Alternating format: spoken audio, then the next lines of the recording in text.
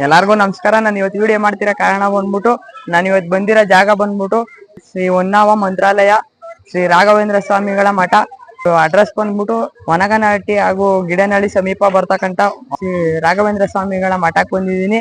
ಬನ್ನಿ ಇಲ್ಲಿ ಮಾಡ್ತಕ್ಕಂಥ ಪೂಜೆ ಹಾಗೂ ಇಲ್ಲಿ ಕಟ್ತಕ್ಕಂಥ ಹರಕೆ ಮತ್ತೆ ಯಾವ ತರ ಹರಕೆ ಮಾಡ್ತಾರೆ, ಹರಕೆ ಕಟ್ತಾರೆ. ದೇವರಿಗೆ ವಿಶೇಷವಾಗಿ ತೆಂಗಿನಕಾಯಿಯಿಂದ ಸಂಕಲ್ಪ ಮಾಡಿ ಹರಕೆ ಕಟ್ಟೋದನ್ನ ಬಗ್ಗೆ ತಿಳಿದುಕೊಳ್ಳೋಣ.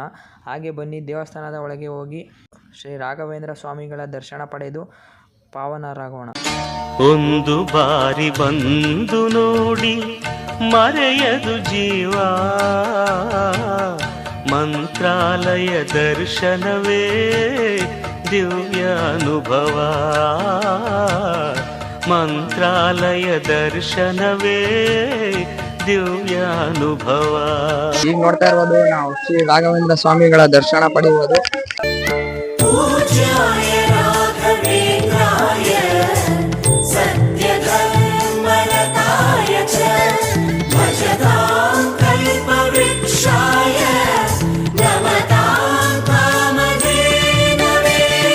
ದೇವಕಿ ನಂದನಯ. ಈಗ ಬನ್ನಿ ಹಾಗೆ ಪ್ರದಕ್ಷಿಣೆ ಹಾಕೋಣ. 3 ಪ್ರದಕ್ಷಿಣೆ ಹಾಕ್ಬೋದು, ಇಲ್ಲ 9 ಪ್ರದಕ್ಷಿಣೆ ಹಾಕ್ಬೋದು, ಇಲ್ಲ 21 ಪ್ರದಕ್ಷಿಣೆ ಹಾಕ್ಬೋದು. ನಾವು ಸದ್ಯಕ್ಕೆ ಇವಾಗ 3 ಪ್ರದಕ್ಷಿಣೆ ಹಾಕೋಣ. 3 ಮುಕ್ಕೋಟಿ ದೇವತೆಗಳ ಆಶೀರ್ವಾದ ಪಡ್ಕೊಳ್ಳೋಣ ಸಾಕು.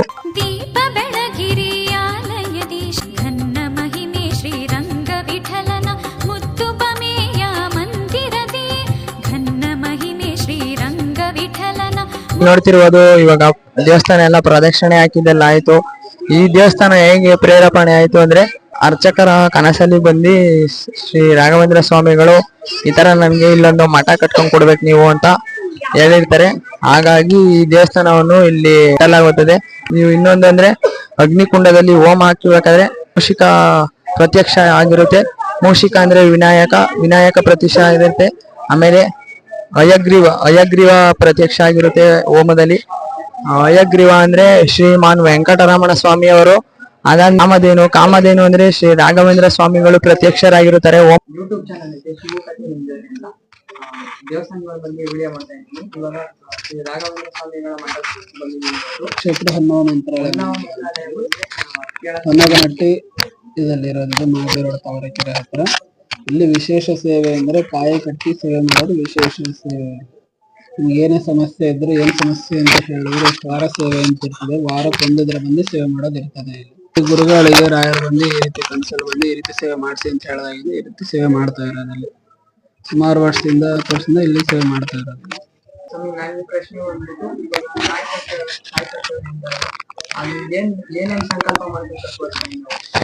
ಏನ್ ಸಮಸ್ಯೆ ಇದೆ ಅಂತ ಬಂದು ಇಲ್ಲಿ ಹೇಳಿದ್ರೆ ಎಷ್ಟು ವಾರ ಸೇವೆ ಅಂತ ಹೇಳ್ತೀವಿ.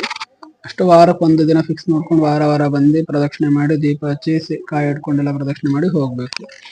ಬರೋ ದಿನ ಈರುಳ್ಳಿ ಬೆಳ್ಳುಳ್ಳಿ ನಾನಷ್ಟು ಮಾಡುದು.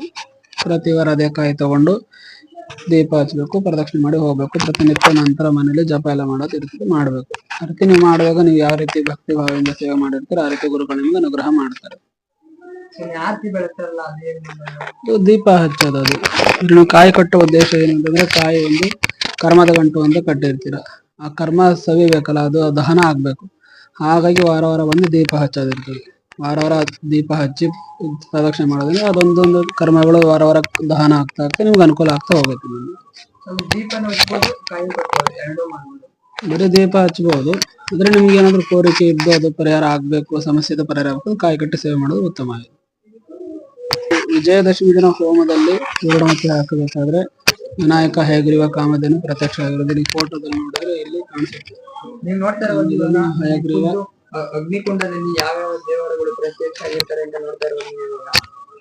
ಎಲ್ಲಿ ನಿನ್ನ ಭಕ್ತರೋ ಅಲ್ಲೇ ಮಂತ್ರಾಲಯ, ಎಲ್ಲಿ ನಿನ್ನ ಭಕ್ತರೋ ಅಲ್ಲೇ ಮಂತ್ರಾಲಯ, ಎಲ್ಲಿ ನಿನ್ನ ನೆನೆವರೋ ಅಲ್ಲೇ ದೇವ.